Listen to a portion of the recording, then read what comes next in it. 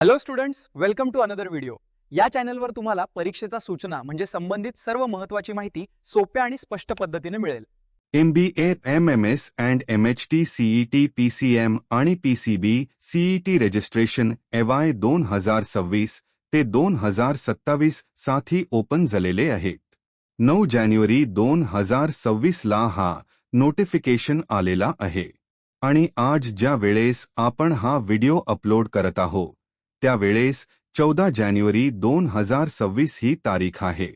MAH MBA MMS CET 2026 च्या online registration and confirmation of application form 10 जानेवारी 2026 ला start झालेला आहे आणि 12 फेब्रुवारी 2026 ही शेवटची तारीख राहणार आहे.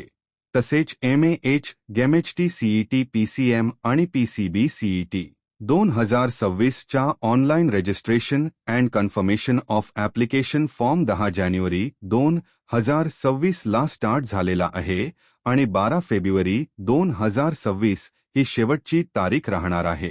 Tentative CET examination date of MAH MBA MMS CET 2026 first attempt 6 April 2026 ते 8 April 2026.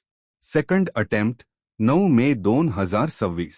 Tentative CET examination date of MAH MHT CET PCM आणि PCB CET 2026 first attempt 11 April 2026 ते 26 एप्रिल 2026. सेकंड अटेम्प्ट 10 मे 2026 ते 17 मे 2026 आहे आणि या परीक्षांसाठी अपार ID आणि आधार ID ही मॅन्डेटरी आहे. ज्यांनी अपार ID जनरेट केलेली नसेल त्यांनी डिजिलॉकर मार्फत तयार करावी. त्यासाठी पुढील प्रक्रिया आहे. Visit the DigiLocker portal at https://www.digilocker.gov.in नंतर फोटोमध्ये दिल्याप्रमाणे click on the login a resistor button on the top corner. नंतर तुम्हाला मोबाईल नंबर एंटर करावे लागणार आहे.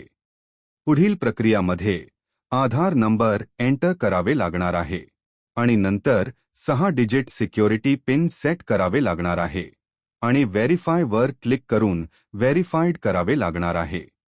नंतर तुम्ही तुमच्या आधार कार्ड पाहू शकता.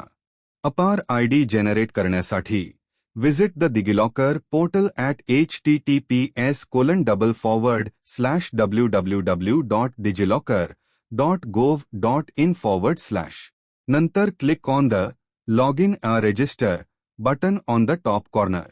पुढील प्रक्रियामध्ये मोबाईल नंबर एंटर करावे लागणार आहे. तुम्हाला आधार नंबर एंटर करावे लागणार आहे आणि नंतर 6 डिजिट सिक्युरिटी पिन एंटर करावे लागणार आहे.